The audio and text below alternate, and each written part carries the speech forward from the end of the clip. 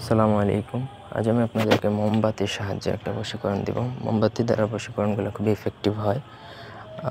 এটা সুলেমানি বশীকরণ না, এটা মন্ত্রশাস্ত্রের।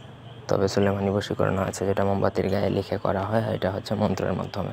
তো যাই হোক, পুরো ভিডিওটা প্রথম থেকে সবাই না টেনে শেষ পর্যন্ত দেখুন, তাহলে সবাই বুঝতে পারবেন ডিটেলসে।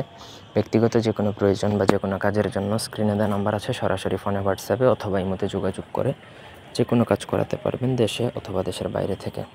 এটার প্রথমত নিয়ম বলে দিচ্ছি। 7টা মোমবাতি নিয়ে প্রত্যেক মোমবাতিতে এই মন্ত্রে 41 বার করে পড়ে 41টা ফু, অর্থাৎ 7টা মোমবাতি নেবেন, প্রত্যেকটা মোমবাতিতে একবার পড়বেন একটা ফু। এভাবে প্রতি মোমবাতিতে 41 বার পড়ে 41টা ফু দিয়ে 7টা মোমবাতিতে একইভাবে করবেন। তারপর আপনাকে 7 দিনে 7টা মোমবাতি জ্বালাবে, ঠিক আছে? 7 দিনে 7টা মোমবাতি জ্বালাবেন, 14 দিনের মধ্যে আপনার কাজ কমপ্লিট হয়ে যাবে। মোমবাতি প্রথম যেদিন জ্বালাবেন সেদিন থেকে শুরু করে 14 দিনের মধ্যে আপনার কাজ হয়ে যাবে।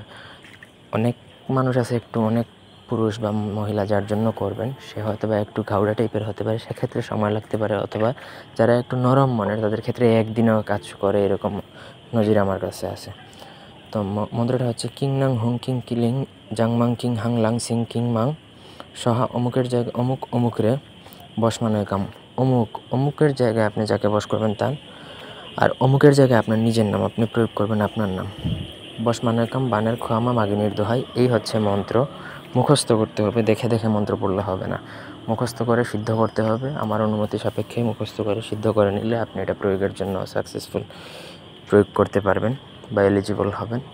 তারপর আপনি মোমবাতি এনে প্রয়োগ করবেন। একদম 100% গ্যারান্টি দিচ্ছি, পৃথিবী উল্টায় গেলেও আপনার কাজ হবে।